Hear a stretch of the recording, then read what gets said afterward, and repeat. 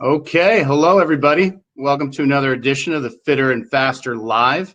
I'm your host, Mike Murray. Today we're thrilled to introduce you all to the panelists for this webinar on how to get your pool reopened. We want to remind those of you watching the show live today that we will have a link available for you so that you can get all of the information that we talk about after the show has ended. And you can download the video of this episode and share it with your staff and your colleagues. Before we get started with our fantastic guests, I want to remind our viewers that they're welcome to ask any questions by using the chat box on the right-hand side of the screen. If we have time at the end of the show, we'll try to get to some of them. I also want to point out that any spammers will be immediately removed from the webinar. We have a wonderful opportunity for our viewers today also to win a free Arena Spiky 2 backpack. So if you stay for the entire webinar, I will select one person from the chat and we will get you your free Arena Spiky 2 backpack. Again, I do want to remind you all, because this question comes up often, we will have links and video recording of this show. I'd first like to welcome Paris Jacobs. She is the CEO of Machine Brands. Paris is a former USA Swimming board member from 2011 to 2015.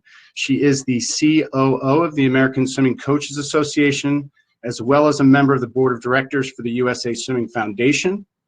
Machine Aquatics has 1,100 members training at 7 locations around the Washington, D.C. metro area. Welcome, Paris. Thank you for joining us. Thank you for having me. Also from the DC area, we are excited to introduce the owner of Nation's Capital Swim Club, Tom Ugast. NCAP rents a dozen facilities in the Metro DC area and has 1,800 team members. Tom has served in a variety of capacities across swimming and continues to contribute as a foundational leader in our sport. Welcome, Tom, decked out in the NCAP gear. Thanks, Mike. I'm also thrilled to introduce and welcome David Marsh. Coach Marsh has coached at almost every level of our sport, from age groupers to the NCAA, postgraduate professionals. Coach Marsh led USA Swimming as the head coach of the United States Olympic team in Rio and is currently the head coach of Team Elite in San Diego, California.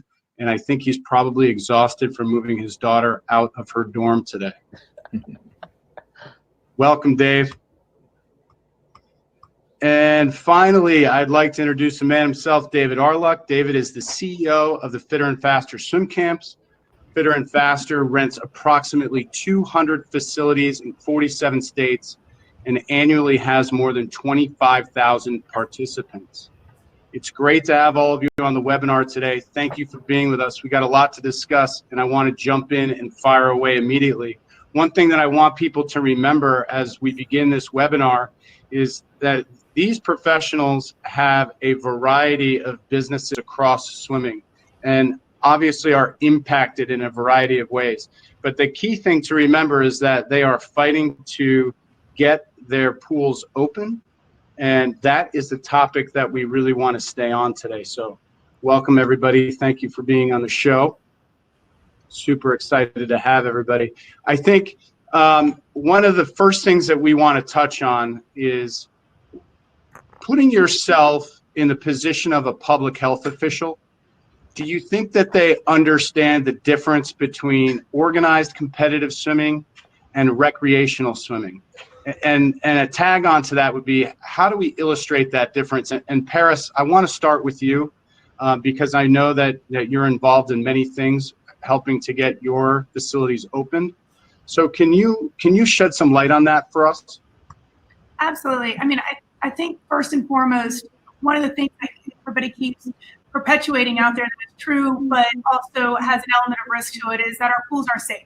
They are safe, but we can't guarantee anything. So when we walk into a city official, a health department, municipality, and say, how could you not open us? Because we promise you that it'll be safe and COVID-19 can't live in the pool. We understand that. They're taking into effect the rest of the environment around the pool, the touches, the social interaction, the social distancing, and the challenges with that. So we have really started to an initiative with the help of Tom Ugast and Dan Jacobs, our head coach within Machine, of making sure that it started for us at the state level within Virginia and Maryland, understood the difference between professionalism and aquatics. And that's not just competitive teams. That's learn to swim, that's masters, that's collegiate teams, that we have a professionalism in our sport, just like every other sport does.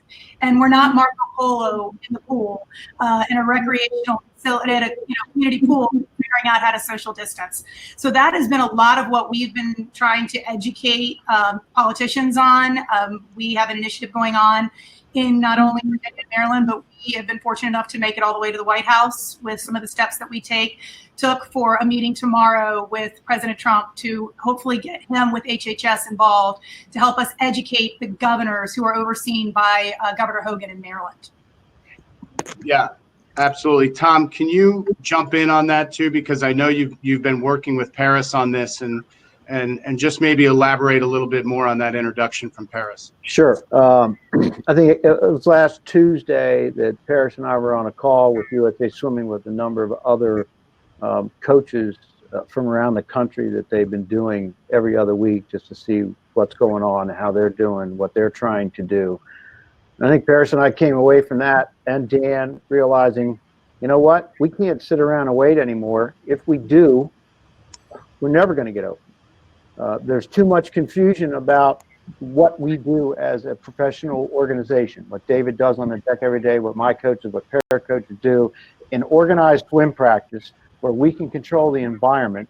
We needed to figure out a way to be able to differentiate what we do from recreational swimming. I think Paris and I look at you think about in the pool and kids having fun and playing and doing Marco Polo and touching each other.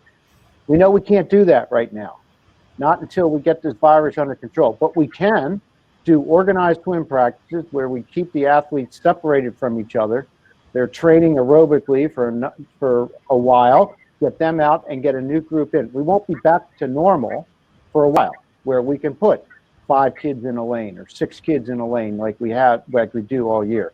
So Paris, Jan, and I, luckily, they had a guy that's a lobbyist and was able to really talk us through what we need to do. And we started this process just under a week ago, and we're hoping we're going to be able to take this and make a difference so that we get the health officials to understand we can do this safely.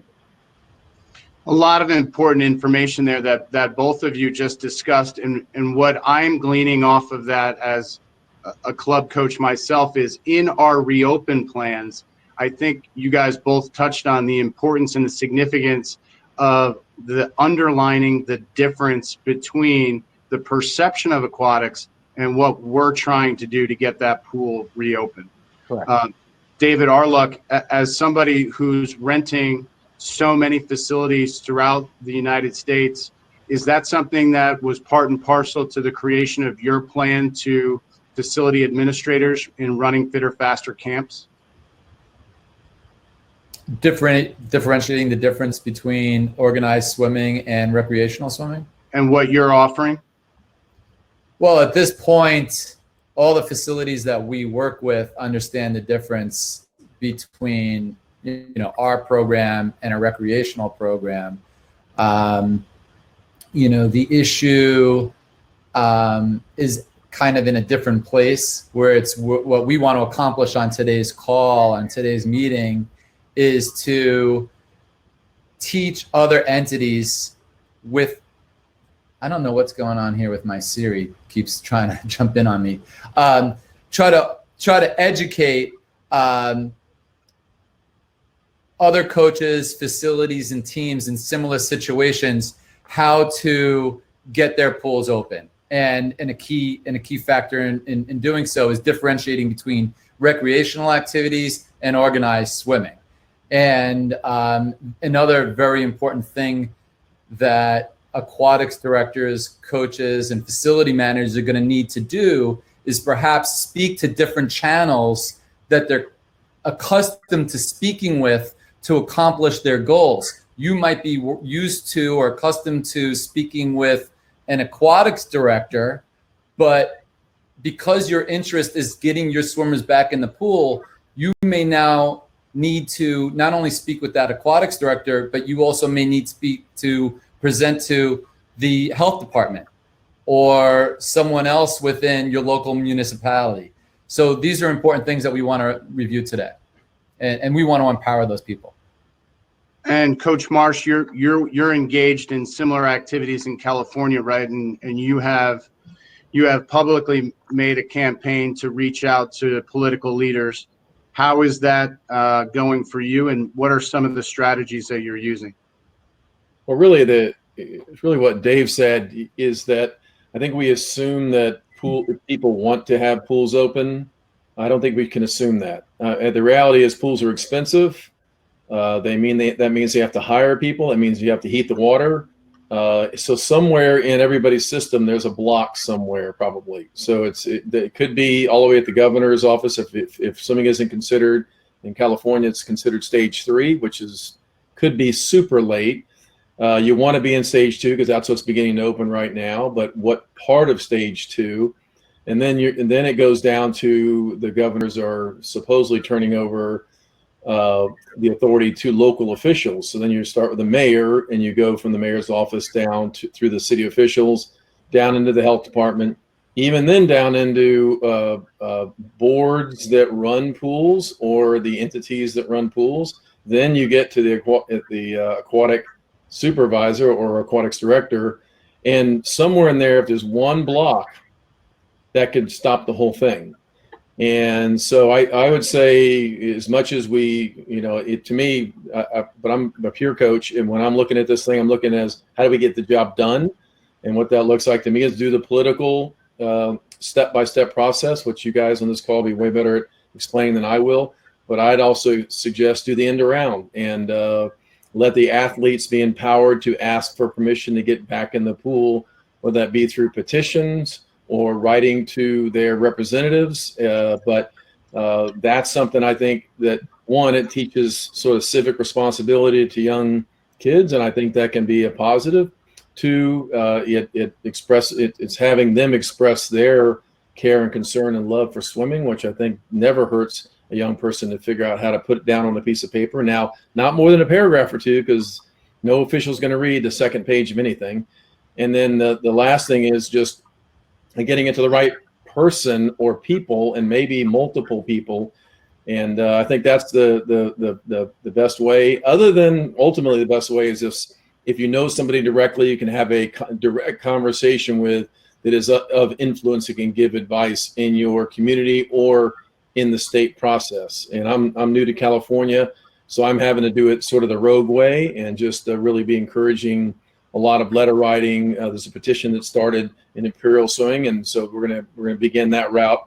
I was on the Imperial board call the other day, and a lot of discussion about this exact topic. So I'm actually excited to be a part of this, but I'm really ready to learn from you guys as well. I think one thing that you mentioned there that's really important for club coaches to understand, you have to make your argument concise and easily accessible. And I think one thing, and Tom and Paris can speak to this, I'm sure, but we really want to streamline what we want to do and how we want to open clearly and effectively.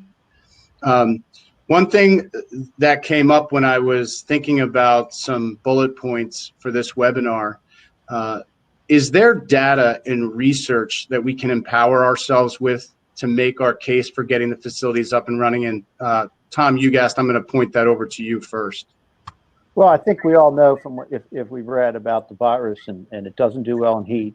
Chlorine certainly helps mitigate the virus. There's certainly things out there that doesn't make a swimming pool hazardous to contracting this virus. It's a question of the social distancing that we need to continue to do until we have therapeutics or have a vaccine that can treat it for these athletes. So it's like everything else, as we talked about, cleaning the facility after usage, limiting the use of public areas like bathrooms and showers. In our standard operating procedures that we've worked on with Paris and others, they're not going to shower at the pool. They're going to come in their swimsuit. They're going to put their stuff in their bag in a marked place that they are to go to. They're going to remove their mask. They're going to get in the water and get ready to swim. They will get out. They will dry off. They will put their warm-ups back on, and they will leave the facility through another door.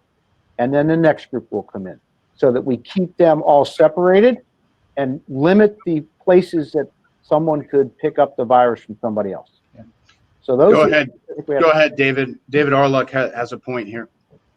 I think that a lot of coaches around the country, a lot of facility directors around the country, a lot of people around the country in general are suffering from information overload. It's coming from everywhere. It's, what do I believe? What should I understand? What do I take in? How do I share that information? What should I share and how do I communicate? The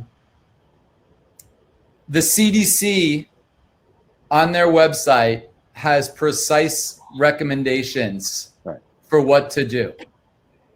I don't suggest you get your recommendations from SwimSwam, Swimming World, CNN, Fox News. Correct. You get your recommendations from the CDC, their website.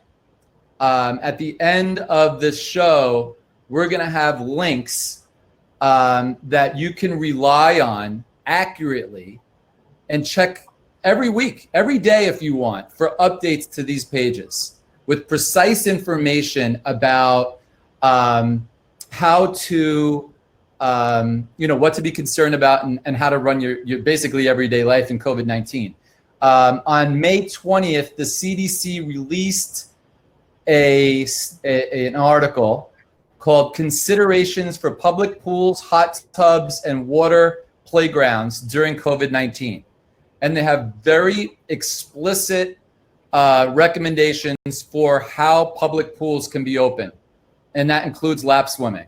And it's all relevant to us. And it's right there on that page, because the reality of it is the CDC knows that throughout the country, in every state, pools are going to begin opening as the local government sees fit.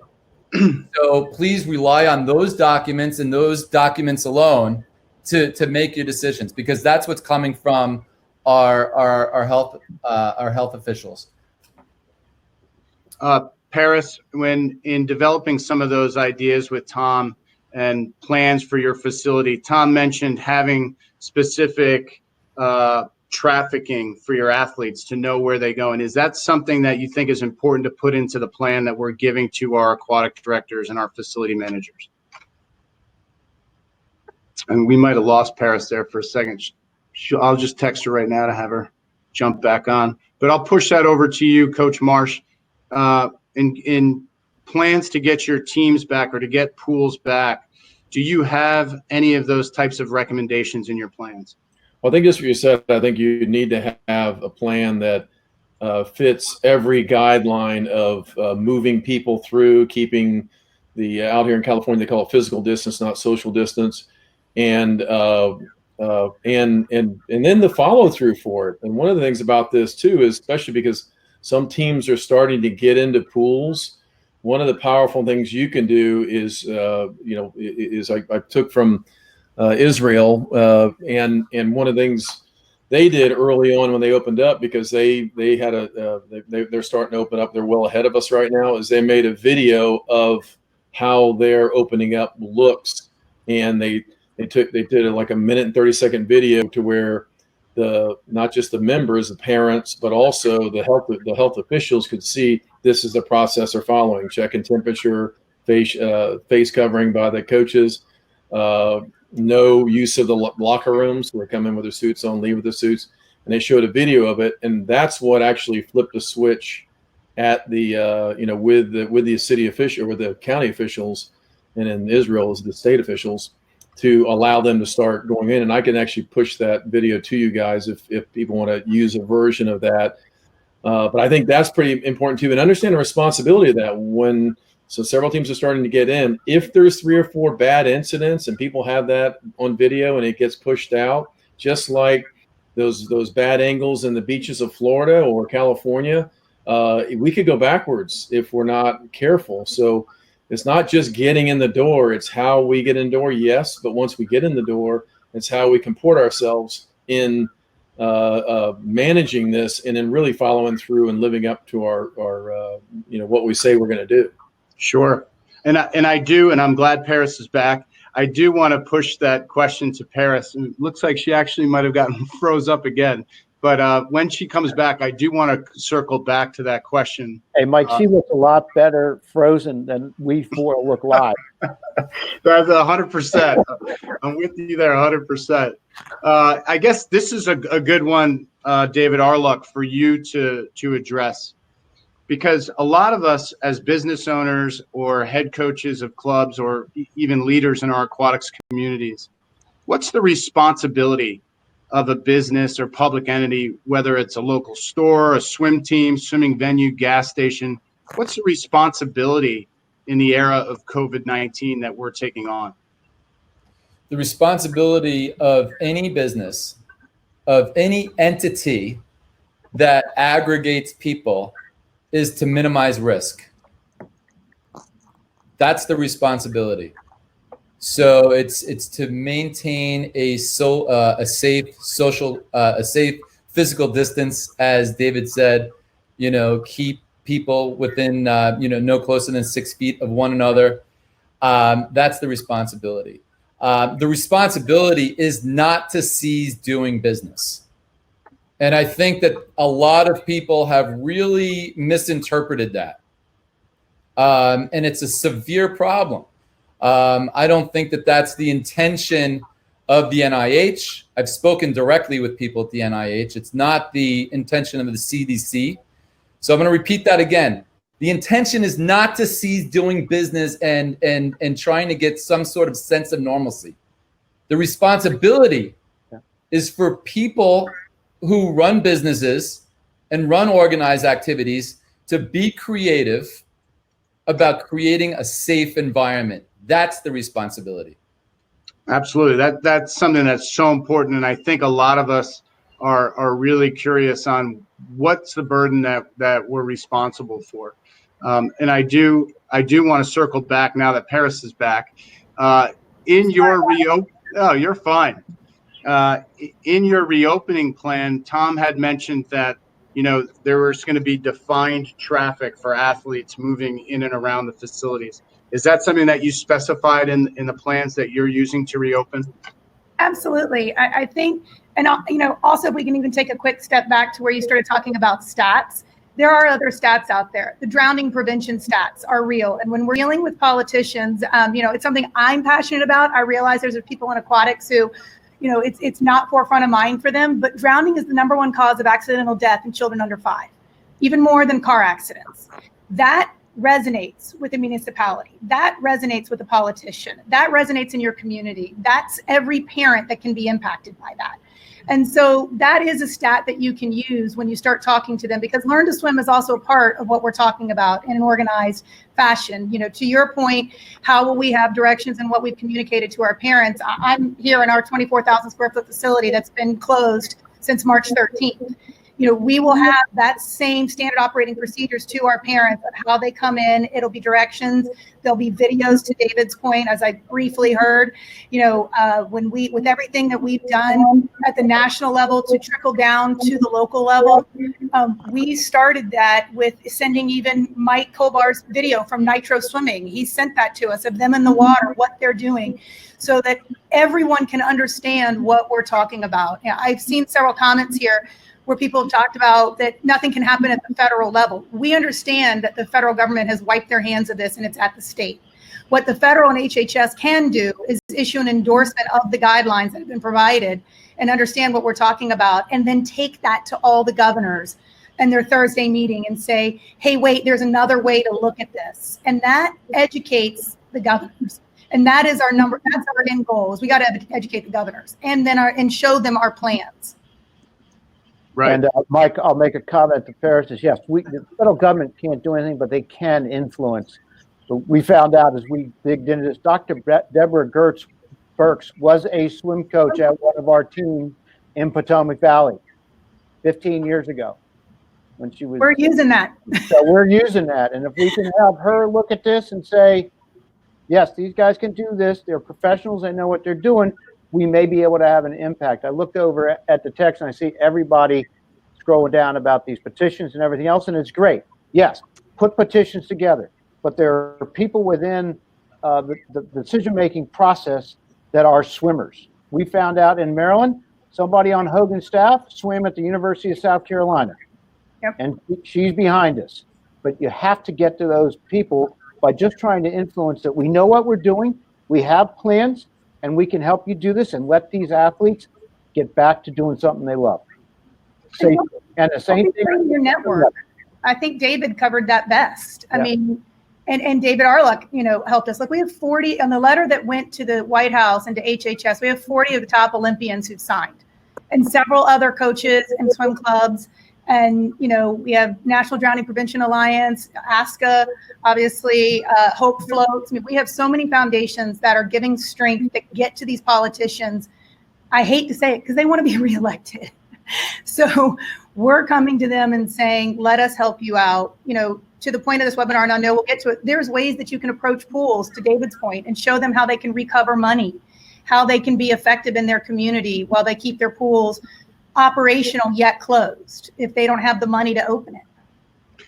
One thing that David Arluck has said to me that resonated with me the last couple of days, we all have to understand where the sphere of influence is. And a question that I thought would be great for somebody who impacts so many teams at a high level is for Coach Marsh. How do we influence the people who are in that sphere of influence? How do we motivate them to get behind our ideas? Well, I think one is by just being present. I think one of the things you got to do is, even if it's uncomfortable, now's the time when all of us are speaking on behalf of, obviously we all have different clubs and different, specific interests, but the what COVID has caused globally is a unity in so many areas. And this is where we're unified too. And as I'm reading the comments coming down, there's all kinds of great suggestions of people that are already doing some of the things that need to be done. So hopefully the audience can see the comments too. But I think the first thing is to put yourself out there and be outside yourself a little bit and try to create an environment where we all get to go back, not just my team and my particular circumstances. I think that's one of the foundational attitudes. And then I think the somebody knows somebody too. So I think it's fair to say when you reach out to people that to your membership or whatever, if you can ask if you know of a contact that can have influence, please push that toward me so that we can at least make do some education with them in a timely way, because we're either going to open up very slowly or some switches are going to start flipping and people are going to look at each governors and town officials are going to look at each other's state, and we're going to be able to point to different like cities with like populations and like situations in terms of the COVID, the severity of COVID in the community, and say this is what they're doing, and that's going to have a big impact on some of the city officials that are looking for the security and being able to say, I did my due diligence, and now this is a new decision I've made, and now I've carved out lapsing or learned to swim. It's really important that we're not asking for pools to be flung open. That's one of the things I've said before is we're not asking for the gates to fling open. We're asking for controlled groups to get to go back and use one of the safest places you can be, and one of the places that also affect people's not only physical health by living and dying by learning how to swim, but also the mental health. I know in California, there's so many people that swim literally for mental health, and they're being driven to the ocean. And some of them swim in the ocean sometimes, but that's not a natural place for a lot of them, and certainly not a safe place for a lot of them either. Mike, there are a lot of comments coming in about insurance and everything else. There is no exclusion if you're a USA Swimming Club member and you have insurance. There is no exclusion in our current policy for COVID-19. I had that discussion with our people. They're going to look at it. The insurance companies look at it on a case-by-case basis. So the recommendation I think Steve Levine from USA Swimming will make to you, as David said, follow the CDC guidelines. If we're following the guidelines that the states and federal people have put up, and someone does catch it, you should not have an issue. Anybody can sue anybody, but if we're following the guidelines to keep everybody safe, your insurance should be fine. Yeah. And I just want to add, I want to add something onto that. And I want to find the right words. That's hard for you, David. People are out now. They're going to the grocery store. They're going to different places of business. And your business and your profession is no different than theirs. And again, going back to your responsibilities, your responsibility is to create a safe environment, not a completely 100% environment, because there's always a risk. There's always going to be a risk. As long as COVID is out there, there's always going to be a risk of transmission. And you can cut it every which way, no matter where you go. And our job is to create as safe an environment as possible with social distancing. And that's our responsibility. But David, I think you just hit on the head. What's really crucial is people are talking about advocating within their governments and other things. And is everyone on this call, maybe with the exception of Coach Marsh, because I haven't talked to him, has heard me say, I mean, when you're going to a municipality or a governor, please do not say to them, I guarantee you we will be safe. We are now, whether we like it or not, we are in the business of risk mitigation. We are providing them a plan that mitigates risk. And the analogy that I use with them all the time is the grocery store. We walk into a grocery store, no one runs behind us with a spray bottle and an aerosol where everywhere we breathe or everything we touch. We as the consumer accept the responsibility to walk into the grocery store and be aware and take risk mitigation on our part to combat with what they've done to be safe.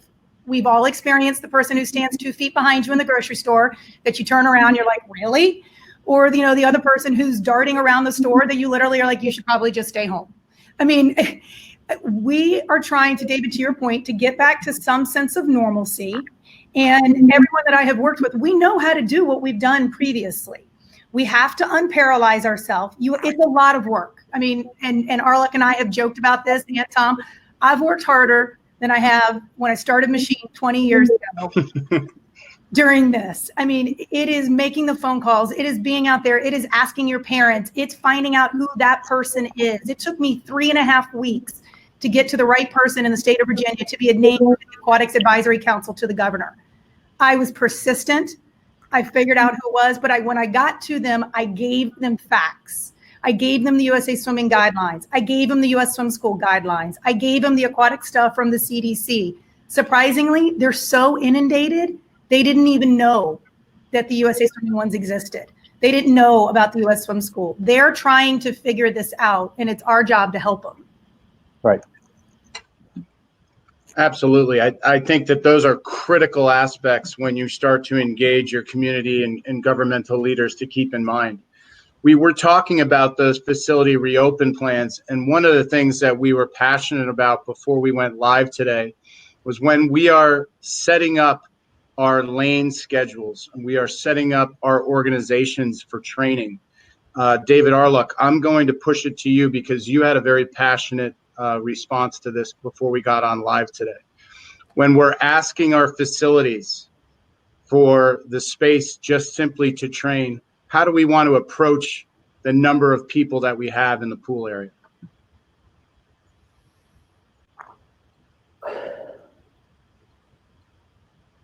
You obviously want to approach it with a number of people that's safe, but also that enables you to run your team properly, right? So depending on the configuration, so for example, this past weekend in Atlanta, we conducted a clinic at Swim Atlanta. I believe they have 23 lanes.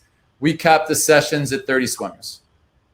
We probably could have done 2 swimmers per lane, but that would have been much more people than we would have been comfortable with, and that we felt like we could safely run the event with.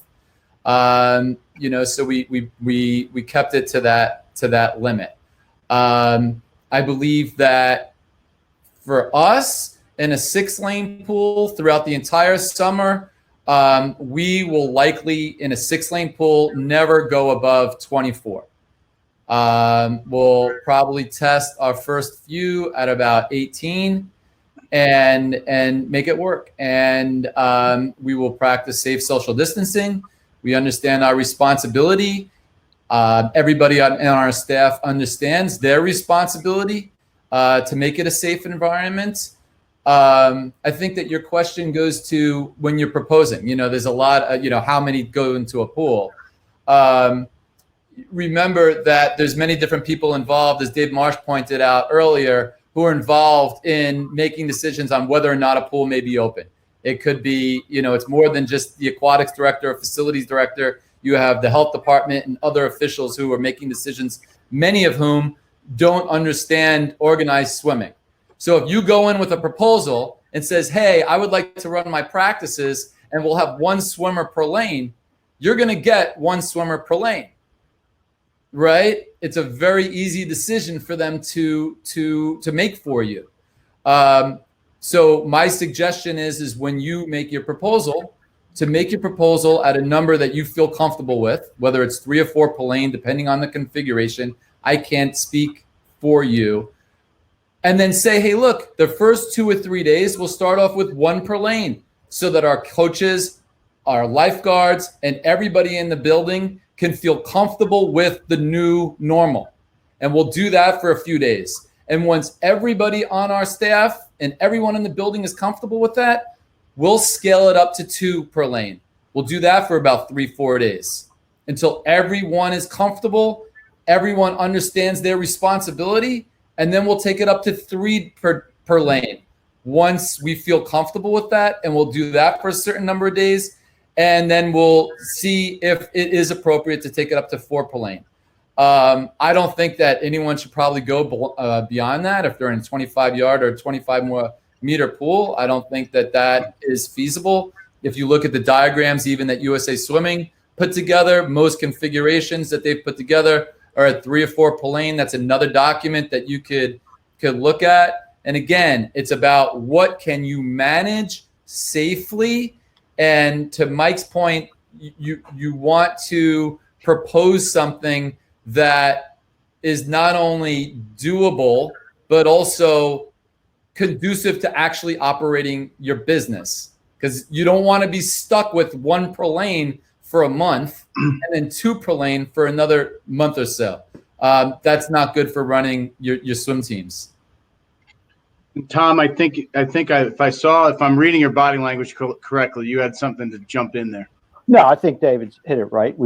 I'm just trying to keep up with all the people and what they're asking us while we're talking, but there are a lot of unknowns in what we're trying to do. The first thing in my mind, and when Paris, Dan, and I got together, is we got to get back in the pool.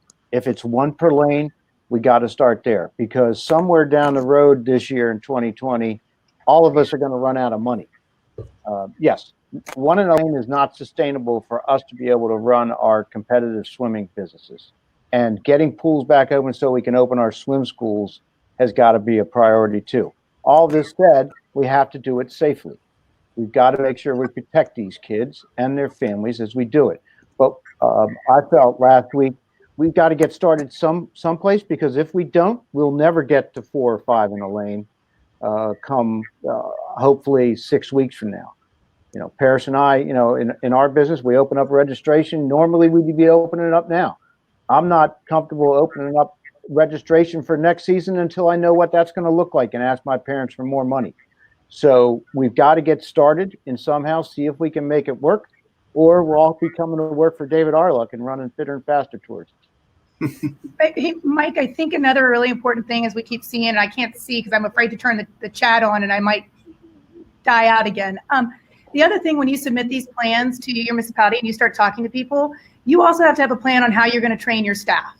That is one thing that I can tell you for sure. I don't want to name states, but I've had conversations with a few states. And one of the representatives admitted to me what Tom and I had long been suspecting for a few weeks. This is about lack of lifeguards as well, too. They don't have the lifeguards. They can't get them trained. And my response back to her was, I appreciate that. That's a municipality problem, not a state problem. And if we have, a lot of us, our coaches are lifeguards, we have offered to be a part of the solution and in helping with the facilities that open where we can do things. But you've got to put a plan forward to your health department, how you're going to follow the CDC guidelines. You know, in our state, we are required to provide PPE to our coaches and to our employees. So we've provided that. We can show them and demonstrate how we have it. But, you know, we all are focused on getting back in the water, but this is a major piece of it, is how do we train our staff? What is our protocol going to be? Not if, but when we have a positive COVID test, which everybody wants to avoid that question, but we have to address it, because these are the things they're going to ask you back.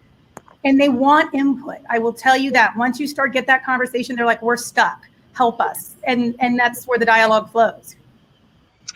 Yeah, I think that is so important. And it actually leads us into our next bullet point here. And I know some of what NCAP does as far as their training sites and machine. And David, you have a little different situation. But for many of us, myself included, my satellite locations, all of my locations are public school. And I think a lot of us have a question of how do we handle our schools potentially being closed, at least here in New York, through September. How do we work with school administrators to get them, to help them understand our stance and the ability to reopen? We've talked a lot about engaging people. I'm still looking for somebody who knows how to effectively engage public school administrators. There's a lot of red tape, especially here in New York. It's a really big challenge. Oftentimes, public schools aren't interested in the amount of revenue that your program could bring the facility. So a lot of us are looking for strategies on how to engage those administrators. And I'm not sure who to point this question first. So anybody who wants to jump in. My mom was the president of the teachers union for a whole bunch of years. Oh, nice. In Nassau County. And, you know, you and I have spoke about this before. I don't know why it ever didn't occur to me, but just hearing you talk is like, why not call the president of the teachers union? Because, right, isn't it the teachers union and then the superintendent, right? Isn't it the teachers union that sometimes gets involved in that because the teachers help run the facility or something? Tell me more about that. Would the teachers union help? I think that's certainly a potentiality that we were looking into here. For sure. Okay. And then the superintendent, you know, the superintendent's office. We have put together a draft of an email to send to his office, and we're waiting for the school budget vote to occur on June 1st, which has major ramifications for us here. Right. But I would be calling everybody. I would call the teachers union, the superintendent, the board of education, the principal at all the different levels of school in that school district, and then finding out on your make sure your parents know, which I'm sure you've been doing, you know, about the situation, and get everybody really advocating for you.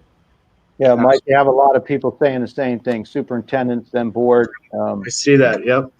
So that may be a good start. And it's also a great way. I've yet to meet, I mean, school systems are a lot of red tape. We certainly dealt with that when I was involved with the foundation more heavily. I mean, start with the drowning stats. Those are real. They're numbers that they can look to, and especially in the coastal states, that is going to become very real. I mean, I had a conversation today with somebody I'm advising a state, said, look at the beaches. The beaches are packed because no pools are open. So that's where everyone is flocking to. And we don't have the lifeguards. I read an article last week, California, I think, David, down by you, they had like 600 saves, you know, over a 2-day period. You know, well, they've also, Paris, had more suicides than COVID deaths in some isolated situations where they don't swim for you, do they, David? What's that? They don't swim for you, do they? No, they thank goodness. But I tell you, one of the things about all this is that the mental health side of this, because that's not only a buzzword, it's real, and it's something that everybody can relate to. But even if you're from a school official standpoint, you have this school, it's not open, but if there's a pool on the property, and it can be to the benefit of the mental health of the people in the community where the school is located, I think you have a chance with that as part of the message also. And And eventually we want to get back to the, to the discussion of getting lanes open for lap swimming. But, you said earlier, to just get the pools open to begin with and allow something to happen. So I think that can be another point that can be made that can resonate with certain people, because I think every official that's running a school right now, mental health is one of the top 2 or 3 things on their consideration, even when everything was fine, because that's becoming a important part of the new definition of their jobs. And Mike, I saw a comment come up there, which is clearly true. I mean, I think we all feel like if we can get pools open with organized participation events, swim practice, lap swimming for adults, then we can move on to getting pools open for kids to be able to recreate safely in. But we got to get started somewhere, and we know what we do can be safe. We can make it safe by the way we set up the protocols, and then we can move on to others. But if we don't get them open, nothing works. Well, and I can also say from the letters and how we were advised, we went with 3 major things. 1, drowning; 2, economic impact in the community. And I will say, I mean, most people laugh because both, obviously, UGAS and us are, one of the largest teams, 2 of the largest teams in the country. But since the moment this started, which we laughed at, not really, but when we decided to cancel our travel for our teams before anyone else did, our first comment was, well, how long until this is on SwimSwam? But we made that decision together, lock and step. We have taken any kind of competition or trying to one team do something different. There is not a communication in Potomac Valley that has come out from NCAP or Machine that has not been coordinated down to the moment we hit send. And having our parents engaged in it and being able to say drowning, economic impact, and then mental health, to David's point, is a very strong one right now. And allowing people, and then safety mitigation. I mean, those are the 4 things. And I keep seeing that people are asking for copies of the letter. As soon as we get through this week, we will share them. We've been reached out to by a lot of LSCs to join the cause. Right now we're staying very focused in where we're at, but I promise you, we're not fighting just for Virginia, Maryland, or Machine or NCAP. This is about all of us. And just to get back to Mike's original question real quick, and I think this is really important, and also to Tom's point, is teams are going to run out of money. Right. You guys are running out of money. We're coming to you. We're coming to you. Right. I've probably lost more money than anyone in the swimming industry in the last couple of months. Believe that. You're in a real serious situation. And when you're in a real serious situation and you want to get something done and you want to get a pool open, it's not about who's the best contacts. It's everybody. Right. It's everybody. It's the superintendent. It's the school board. It's the teachers union. It's all the parents. It's everybody. And within that, you're going to find contacts who are going to assist. And you have to spend your time identifying the circle of influence and getting done what you need to have done, because failure is not an option, everybody. Getting your pools open is what's important. And no doesn't work. So you have to find the circle of influence, identify everybody in it, and work with everybody in the circle of influence, and work on Memorial Day, and work longer hours, and figure out how to make it work for yourself and for your team and for all the stakeholders in your team. That's what's important. Bruce Gavel just sent me a text as he must be watching us because he wants to learn something from David Marsh again. That 36 states have some reopening plan in place. SwimSwam just put something up. If you guys want to look at that, it shows the state and what date they're opening and what they're doing. So that may help you guys formulate a way to think about how you can influence that. Right. This is all about influence at this point, Mike. I mean, we have to figure out a way that we can help influence the people that are making these decisions. As Paris said, they don't know the answers. So we're the ones that have to go out there and help them figure them out. Absolutely. And I think one thing too with getting, and Dave, your point is so right, that eventually we can't operate with 1 per lane or even 2 per lane. That model doesn't long-term operate. Right. So when you're requesting, we need to request with a bit of an open-ended request to where we can get to 4, we can get to 5 or 6. And in the USA Swimming model that I think Amy drew up over Arthur's wife over in Louisville actually ended up initiating that. But that plan has different staging.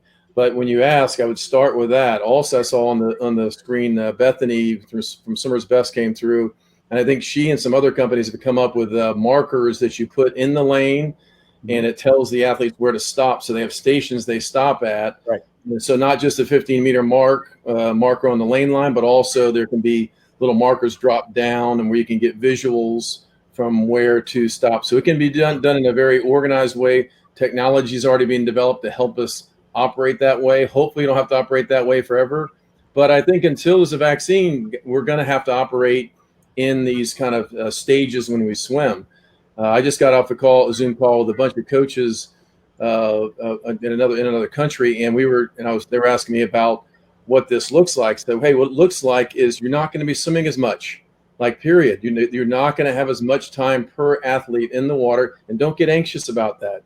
Because a lot of great things can happen in a shorter amount of time with the additional dry land that most kids are doing. So the anxiety of getting back to normal or getting back to what you had with the amount of time in the water per athlete doesn't need to be the driver. It's getting in and then evolving it to more people in a lane and doing it in a safe way in accordance with the CDC guidelines all the way. Right, David, I totally agree with that. I think, what we're used to as a swim practice, we aren't going to see for a while. There's going to be a lot of aerobic training. I think Michael Andrew may have come up with something before his time. We may be doing a lot of race-paced training for a while. But I'm not. He didn't invent race-paced training, but that's not the topic of this conversation.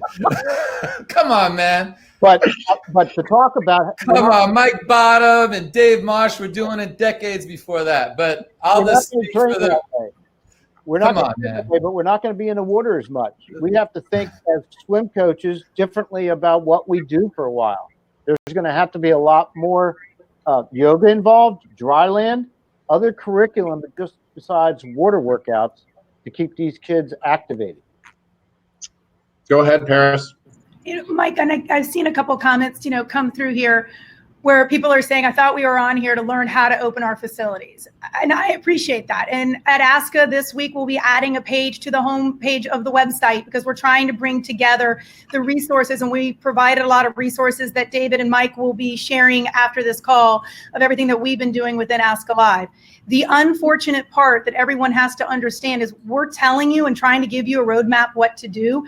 You have to do it. You can't just take someone else's roadmap and say, this is what they're doing and this is great, because it applies to your state. You have to know what your state's thinking, what they're doing, what their guidelines are, what their laws are. You need to talk to a lawyer in your state. You need to talk to your insurance company and say, here's what I'm thinking. And then from there, you have to go and submit it and craft it. You have to walk your facility. Everybody's talking about putting videos up. Walk your facility. We've seen several versions of them. Where are you eliminating touches? How are you going to have your plan? I mean, we can show you and talk to you all day long and give you examples, but I promise you the worst thing that you can do in this situation, and we've all done it, I'll admit it, I took stuff from David when he was at SwimMac, is go find and replace and take, machine out and put end cap in. You have to know what's happening in your environment, and it's hard. It's a lot of work, guys. This isn't, if you want to be effective, as I said earlier, we're all of us are working harder than we have. I've told Dan many times, I did this when I was 20, 22. I had a baby on Thursday and was back on the deck on Saturday. I don't want to do this again, but we don't have a choice. I mean, if we don't, we're not going to have, our swimming world is going to be, if we're lucky, 50%. And I think the other thing you need to think about when you're advocating, which is what Tom and I are doing, is we are being told this is going to reemerge. This is going to come back. Right. So we're focused right now, but we want to be able to educate people in states that when this comes back, we have a plan. We've done the homework. We are the professionals. So they don't do a cascading phase 1, nothing, phase 2, nothing, that we've educated the governors. This is the long game, at least for Tom and I, and how we view it, and talking to several other associations and coaches. So it stinks. I see all the comments, but we're happy to help. At least I am. I know Tom is, all of us, but you got to do the work. One of the best experts on pools in our country of all time, Sue Nelson, just made a great comment that every facility is different and unique. And to your point, Paris, we all have to engage them differently, but we can use the information from today to better equip us to do that. And to Coach Marsh's point, everybody's using innovation, and we have to innovate, and we have to continue to do that. And, to his credit, David Arluck said to me, you could go 4 people in a lane. And that was pretty awesome coming from a non-coach, but one of the best business people in swimming. That was awesome. Guys, how do we engage our local communities to stand with clubs and coaches? And if we're able to get our local communities behind us, is this something that we're sharing in social media? And I'll put this over to you, Paris. You have great marketing experience. Are you sharing any of your successes or your plans with your local community via social media? You're on mute, Paris. Sorry, I thought I hit the button. My apologies. Not yet. I think Okay. we've all seen, and Mike, I was around with you and Jeff Allen and others when, Jeff had this crazy idea to start the Swim Coaches Exchange. Yeah. It runs down a rabbit hole that we don't need. And so right now, we've been working on this for a week. We do have requests from ABC and from CBS and Washington Post and other things, and we're holding on to it on purpose. We want to make sure that the message stays consistent and concise and direct. And so social media is great at the right time. Exactly what David did. He wasn't getting anywhere, so he's like, hey, let me go to the governor. But he didn't just go out there and say, hey, this stinks and I don't like this. He knew who to go to. He was specific who he was talking to. He was funny. And, those are the kinds of things that you want to travel. If you, in my marketing experience, and that is my background, you have to be careful. Yeah, Mike, but Paris and I are sharing all this. We had a call with our whole LSC last Thursday, so we brought them all up to speed. Paris and I do feel, and I would tell all the people on this call, your LSCs, get everybody engaged. It's not about Machine Aquatics, Nation's Capital Swimming. It's about all 43 teams, and we want to see them all survive.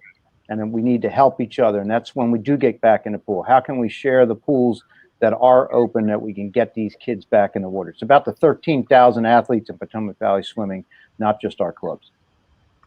Absolutely.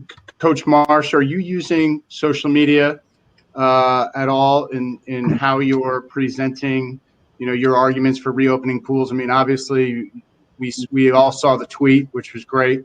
But are you doing anything else with it at this time?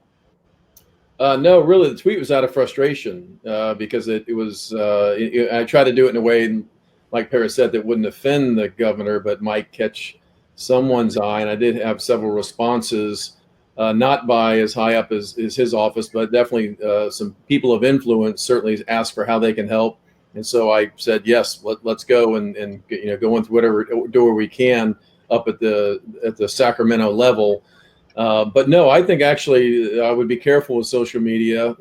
My Team Elite pros are getting into a little backyard pool. We've just started letting them even shoot anything that looks like a swimming, because for a while there, it was really very unpolitically correct to even be outside your home, even though we know that professional swimmers are going to figure out how to get in the water somewhere, whether it be a 10-foot pool or whether it be we have a 22-yard pool to swim in.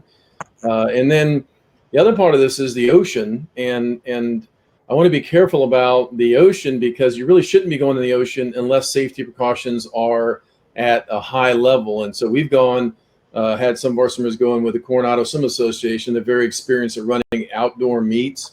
And so they have a very nice bay there they can swim in. So we've had some of even our age group swimmers go out into the bay. But again, I think you got to be careful with social media right now because it tends to be a poke, and we're not really trying to poke. We're trying to sort of massage their shoulders as we get people of influence to come our way.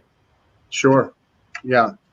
I think it's always dangerous in a variety of ways. Hopefully most people are using it for good. But we absolutely need to think twice when we're getting on there. I will say there's not a problem with a young person via Instagram or TikTok or whatever form they want to make it, let it be known they want to be in the water. I want to be at back swimming laps. I think there's a swell of that is very authentic, and I think when you're authentic like that and make it something that's enjoyable to watch, there's a lot of closed pools that are good background for a TikTok right now. Absolutely. What strategies should coaches have when it comes to answering potential challenging questions regarding social distancing at practice, or when swimmers are passing each other in the same lane? I know that I've fielded some questions from parents in the last week about when we're unveiling our open water program here today in about an hour and a half. I've had to answer some of those questions. So again, I'm going to put this over to you first, Tom. But are you dealing with some parents asking you questions about how you're going to maintain social distancing during practice? And the biggest question that parents have right now, or other people have about running practices, is when swimmers are passing each other in the lane. Can you address some of those questions or concerns? David and I have had that discussion, I think, with at least one doctor who's also swims on our team that he and I know, and we haven't seen that we feel there is much chance of passing the virus when you're swimming across. Yes, you're not 6 feet apart, but the breathing mechanism and the chlorine and the chloramines all in the pool, it does see. I think that's right. The doctor, David, didn't really feel that was an issue, right? No. So as with anything, there's percentages of risk. So once you're outside that 6 feet, your risk is extremely low. And when you're in a pool and you're swimming and you're passing someone, your risk is a lot lower than if you're just standing face to face talking to each other. It's a much lower risk. So it's not. I don't know. No, I haven't gotten that concern from parents yet. We're not quite there. We're just I have one site that is able to start outside with dry land, just doing that work. We have another site that's going to start tomorrow doing that, going through the protocols that we've set up, keeping everybody distanced apart from each other and working through their routines. But we're not in this area, at least, back to where we even are one per lane yet. So, but we're going to deal with those questions, and we're going to deal with them in a healthy and smart manner. Absolutely. I think this is a really important question that a lot of clubs and clubs coaches are dealing with right now is, and I would like to hear all of you talk about this one. Do you have thoughts on how to maximize the benefit of our athletes having this unprecedented break in their swimming? And I want to point that first to Coach Marsh. What are some of the things that we can tell our athletes to reinforce to them that there are a lot of positives that may have happened as a result of this? Well, one thing is I think we're all more grateful for the sport. And there isn't all the science, all the common sense will tell you that if you have gratitude for what you're doing and you can feel the gratitude, express the gratitude, your chances of benefiting from that environment is going to be greatly enhanced. So I really believe that, and what we've already seen is some people are coming back to pools or even the ocean, because in our case, California, the ocean was taken away for a while. The gratitude for getting to do what we love to do, and even to not underplay the word love, because I think if we can fall in love a little bit more with our sport, I would rather take a swimmer for 1 hour a day than a swimmer for 3 hours a day that did it out of the grind, the gruel, and the requirement. I'd rather take that person that has 1 hour a day and did what they loved. In fact, I would tell you 90% of the time, I could get that person to go way faster than the person that had unlimited time. It just did it out of obligation to our sport. So I think that is a big thing. I think there's a chance at a physiological level of biomechanics to do a technical reset. We've never had this much time to either swim in backyard pools and swim against the stretch cord, or not swim at all. When we go back in the water, we have a chance as coaches and athletes to reset our nervous system to better techniques. Generally, what happens with swimmers is when you're 11, 12, 13, 14, 15 years old, you're shaping your stroke for your career. And when you get 16, 17, 25, 30, you're going to be doing a similar thing you did when you were 15, when you learned certain patterns. Okay, some of you at 13, 14, 15 years old don't have great stroke technique right now. And your future is going to be limited by that technique. Well, you have an option right now, and there's plenty of stuff on the internet right now that you can look at to sort of visualize what the way you should and will want to swim in the future. And coaches, that you're going to have short durations of time with the athletes anyway. Let them get their physical conditioning out, running and doing physical things outside the pool. Value that time as a re-education opportunity for swimming. Take those strokes and rebuild those strokes. Start with a kick, bring in the legs, bring in full motion, rhythmic timing swimming, and then reset them a little bit. Okay, that's what I think. I think it's an unbelievably good time to do this, and I'm doing this with guys that are everything from 30-year-old athletes. I give you an example: Dylan Carter, who's I think around 30 years old. I was coaching him at a 2-lane pool, and I'd never really listened to swimming because I always had crowded pools and there's a lot of noise. There's no noise when you're in a beautiful outdoor pool, backyard pool. And by listening to him swim, I realized how much louder he was than everybody else. So all I did was I challenged him to be more quiet, swim more quiet. And so then we agreed during quarantine to swim with more grace, elegance, and be more quiet instead of pounding and grinding. And I'm telling you, he's become a better swimmer during this quarantine in the 40-minute window. We've had 40 minutes every other day as all our guys are officially swimming in San Diego in a pool where we do turns and things. And I believe that about a third of those professionals are actually getting better during this window of time. Another idea is what we're doing with Kathleen Baker. Okay, so Kathleen, she has an idea that she can be a good breaststroker, and she is a good breaststroker, that she wants to be a great breaststroker. So we've sort of taken the focus off of her backstroke a little bit right now when we have a chance to be in the water, and resetting her a little bit more with a breaststroke. And a lot of you coaches out there that are working with kids, they think they're a backstroker. They think they're a butterflyer. Well, it's a great time to pull the pressure off them and say, hey, why don't we come back and work on this other stroke as you get reintroduced to swimming. And we all know as coaches here that when you do that, they get better at the other strokes too. So opportunity abounds, honestly, right now, but it's up to coaches' creativity. It's up to athletes buying in, and it's up to, all of us trying to get pool space, ideally for more than one swimmer per lane. But it's an unprecedented time right now and a true opportunity.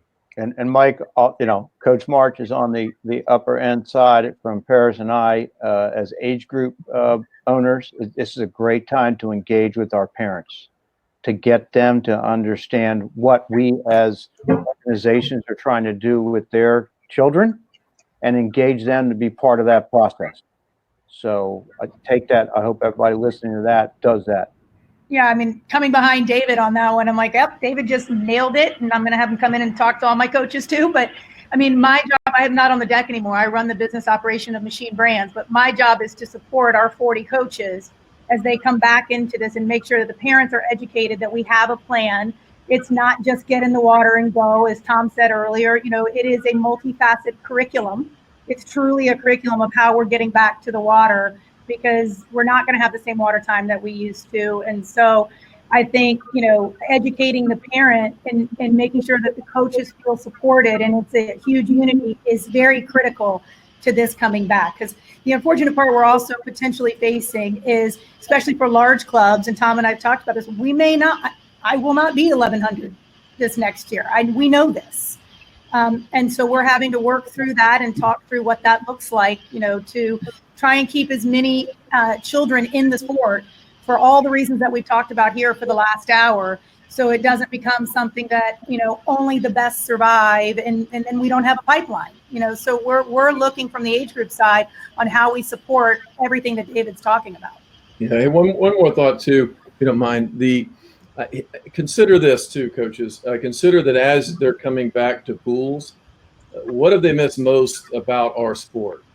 They haven't missed diving in the water. Probably it's cold when they dive in the water. Usually they haven't. Even though we coaches, like them, it's not the coaches either. They miss their friends, Mm-hmm. their teammates. They miss the warmth of their relationships. So I would suggest you consider when you're bringing them back, you bring them back somewhat in social groups first, and not necessarily in how fast they are as a swimmer. You might have a 12-year-old and an 18-year-old that are the same speed, but the 12-year-old would like to be around their 11, 12, 13-year-old friends at this point in time, more so than worried about how much quality training they get in this window of time. So I would say consider bringing them back in. That's going to keep more kids swimming as well if we can sort of benefit from the social environment that these kids are desperately missing. Right. Agreed. David Arluck, I think we got our next Coach's Corner guest. We got a lot. We can have Coach Morris jump on. Another question, guys, and as we start to wrap things up here, but a lot of us are trying to figure out: do we have thermometers available before our athletes come to practice? Are we sending out health surveys and questionnaires before our athletes are coming to practice? And Paris, we spoke a little bit about this before we jumped on. So can you talk about what Machine's plans are for that? Well, we've been advised, by our lawyers, and to take, again, going back to our using our resources within the team. So we put out a survey about 4 weeks ago to our parents, asking a bunch of questions and what coming back to the water would look like. What are they comfortable with? And we asked all kinds of questions, including on meets, new formats from no more than 10 to a vaccine, so that we could understand how our membership was feeling. And so out of that, I had some parents who came back to me and said, why are you asking about temperature checking, or why are you asking about a coach wearing a face shield when they're 6 feet away? You don't need that. I'm a doctor. You don't need that. I'm a lawyer. And I wrote him back and said, great. I know nothing of what I'm doing. I'm putting a panel together. Would you help? So that when we release information for Machine, I can say, we've talked to 2 parents that are Machine parents and 2 lawyers and a high-level parent and an age group parent, and they advised us on this. So temperature checking, we've all talked about this. It makes people feel good. It doesn't mean there's so many variations in there. To David Arluck's point earlier, if you're outside and you're hot, of course, you're going to register having a fever. I have an autoimmune system deficiency, so I'm normally 97. 99 is a fever for me, but there's so many variables in there. But what we have been advised is every single time, and we're using an online app program, every single time a swimmer comes to the pool, within 24 hours, it must be completed answering the survey. We have been told just signing off on it once is inadequate, because you're answering in that moment and not each time you come into the facility. So when they get to the facility, we will know that they've completed it, they've answered, and it also keeps it forefront of mind for them. So right now, whether we're going to do thermometers or not, I can't promise you, but we're really looking at making sure that we're asking everybody each time before they arrive at the facility within 24 hours. And I think Tom is too. Yeah. So the other question that piggybacks off of that one, do we have any idea or specifics about how we respond when we have an athlete who's been training with us that potentially tests positive for COVID? So, Tom, do you want to start on that one? That's great, Mike. Thanks a lot for that one. Yeah.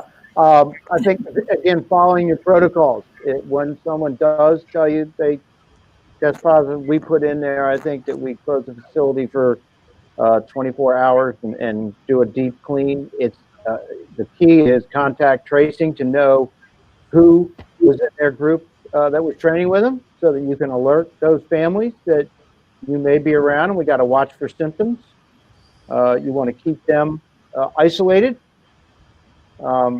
so that you can try to keep it from spreading further.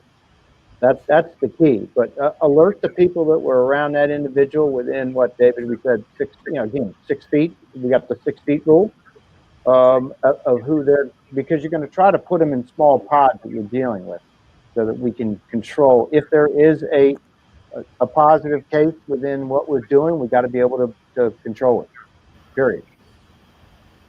Absolutely. Well, I think you also have to look at, too, your staff. It's something that Tom and I've talked about, and I give my director here at MPC that pointed it out to us. If she's working all day long and she's the common denominator as the coach interacting most with the athlete, she's potentially taken the whole staff off. So we're creating shifts of staff so that if we do really have a problem, we're at least limiting it to within that staff, hopefully. And being able to then not have it take, every other assistant coach that came in with Dan, if he's the consistent all the way through the day. Ferris, I'm getting a lot of texts and questions about the app. You mentioned an app that you used or what on and the survey. People wanting to see that too. We can post it up. The survey is actually posted on the ASCA website, but I'm happy to send it out. I think we're well over 500 clubs. I'm not sure what app everybody's referring to. Did you mention an app in your? Yeah, so we're using a variety of them. Right now, we're looking at some. We have Hoover for one. We're using Typeform in another because we're also doing it with our chemical checks. That's one of the things that we've been advised is the days as people are looking to open up facilities and giving plans to their parks and recs. The days of just being able to write down, here was my chemical level, which I saw Sue Nelson or somebody else comment earlier. You got to keep it at 1.5 to 2.0, somewhere in there, and 7.2, 7.4. Just writing it down on a piece of paper isn't going to cut it if you, gosh forbid, have an incident. So we have developed forms that will be on iPads so they can track everything and it's date and time stamped. So we're using a variety of different ones. But you could do it as something as simple as Survey Monkey, and they complete that and it's free and they just answer the questions, yes, no, and accept. But there's lots of programs out there. We're also using Hoover. We're using, we're trying to make it as simple as possible. Absolutely. One of the final questions here, and I'll point this to Coach Marsh, is how do we talk to our staff about returning, some staff members who might be uncomfortable returning to the deck? What are some strategies that we can use as the leaders of our team to ensure that we care about our staff and we respect their feelings in terms of returning to work? Well, I think it needs to be fact-based, and it's hard to find facts at times, but I think if somebody's uncomfortable to come back to the pool deck, they shouldn't come back to the pool deck. And if we can't adequately staff a practice session, we shouldn't have the practice session. So that'll be that's foundational. And every employee has the right to feel safe and protected. And if they're not comfortable with the environment, but in reality is we're on the other side of the coin on that. Honestly, right now, the problem we're going to have more likely is that almost all the kids, at least what I'm experiencing, almost all the kids, almost all at least the young coaches, and I'm 61 years old, and I don't feel like probably nervous enough, honestly, aren't taking it at if we should be at 8 out of 10 in our sort of consideration, and we can't practically be at a 10 out of 10. Don't let it slide to a 6 out of 10. And we're the adults. We're the ones that really need to set that tone. I know with the Team Elite guys, I had a couple times I've had to send them out some articles about the problem not only of COVID, because I think most of them feel bulletproof and they can get COVID. The problem is the after effects of COVID that can affect you for a year, 2 years, 3 years, with how it affects the lungs and the heart.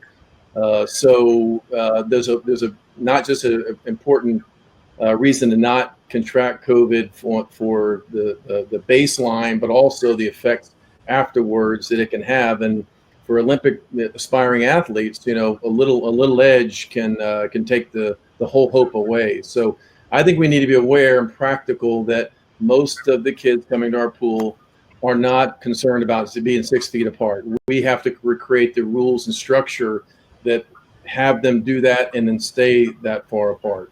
And I think that's going to be more, honestly, the challenge than the other of having people wanting to come back to the pool. Yeah, Mike, for me, it's going to be the employee's decision. I have coaches that are older, you know, and I don't want anybody catching this virus. And if they don't feel comfortable, I don't want to. I'm sure there are a couple I'm going to have to tell them I don't want you on deck, and we'll deal with that when we get back to that point. But it's got to be about everybody's safety first. Absolutely. That's such a great perspective from both of you, and Coach Marsh, for the athletes. I think it's important for the athletes to hear what you just said, because a lot of our athletes, it's the mentality of pushing on, pushing forward no matter what. And a time where they could just step back from that approach a little bit and understand the important health ramifications of the disease. Guys, we have been on now for an hour and 20 minutes. We've made a lot of great points, a lot of great discussion. Is there anything that anybody wants to add or we didn't have a chance to talk about? Go ahead, Paris. I was going to say, only because I've seen it several times in the comments regarding safe sport and how you're going to organize practices. We're losing a body on the deck during your phasing for a parent. Have a sign-up genius. You know, safe sport still does apply. You give them a chair in the corner. They're not around talking to you, and that's where they sit. But the other thing, and Tom and I have talked about this exhaustively, and I've talked with coaches who are back in the water, we have to, especially in the age group, our parents are also a challenge because they haven't seen people either. You know, we're finding that younger kids have been kept home. I have a 16 and 18-year-old. Daily, I'm ready to just lose it, trying to keep them home. You know, and honestly, they have a different version of social distancing than younger children do. And so in that, we've had parents congregating. I'm hearing story after story of parents congregating in the parking lot because they haven't seen each other. We can't have that. And so we've got to put rules in place and enforce them and make sure the parents understand that we're telling them this so we can stay open. You know, if a police officer drives by and sees them tailgating in the parking lot while they're waiting for practice, we're going to get shut down. It's going to negate everything that we're doing. So I've heard that happening a lot, and Tom and I actively have been talking about how we're going to handle that so that we stay consistent, because we got a lot of parents around here. And we hope other clubs will do the same. Yeah, Paris, one thing that I can tell you that we do at Victor that's helpful in the safe sport aspect and will be extraordinarily helpful during this time, we actually take time to certify volunteer parents as lifeguards. And so having them on deck, it kind of takes care of that. And it also, for those of you out there who are club coaches, saves you some enormous costs. But it's a great way during this, as we start to reopen, whenever that date is, to have parents on deck and serve as lifeguards. Tom, did you have something you wanted to add in? No, I think we've covered everything, Mike. It's engaging everybody, parents. Yeah. We all have to be good role models for our kids during this time until we get through. We will get through this. You know, this will be at a point that we have it under control. The question is when. So how do we work together to get there, to keep all of our swim clubs going, in pools, working with these kids, and doing the best job we can. Guys, thank you so much for being on. Mike, I just want to leave this one last thing. What I want to leave people with is the importance of not being paralyzed by information overload and getting your information about the virus and about how to treat your facilities and how to keep your team members safe. You know, rely on the CDC. And when we post our replay and we send you a link afterwards, it's going to have a number of links. And I just want to tell you what's going to be on there. Paris, you have a number of very helpful links that you're going to be sharing from ASCA. But in addition, we're going to share from the CDC considerations for public pools to safely open.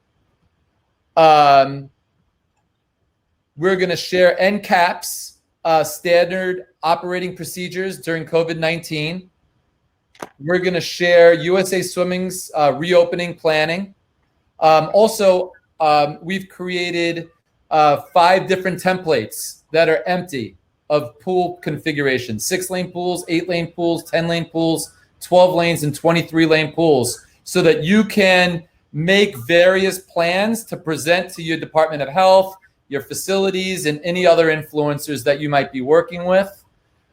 And then also we're going to share with you the specific page from the CDC that describes specifically how they believe the virus spreads.